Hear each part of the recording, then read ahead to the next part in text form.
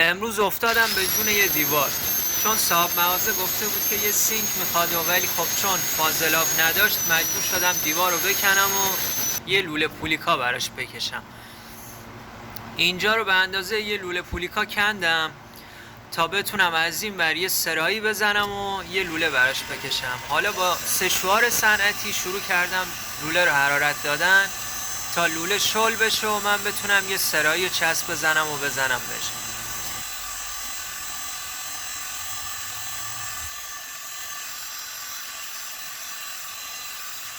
اینجا که اومدم این سرایی رو بزنم دیدم دیوار پشتش هنوز باید یکم کنده شه، چون راه نمیده سرایی وصل بشه. پس برای همین اونو کندم دوباره. بعد سرایی رو اومدم راحت جا زدم، بعد متر زدم، این لوله رو اندازه زدم تا ببرمش. از این سرایی تا اون زانو اندازش نزدیک 110 سانت بود که اونو بریدم و اندازه زدم، زانوشم زدم، این برشم اندازه زدم و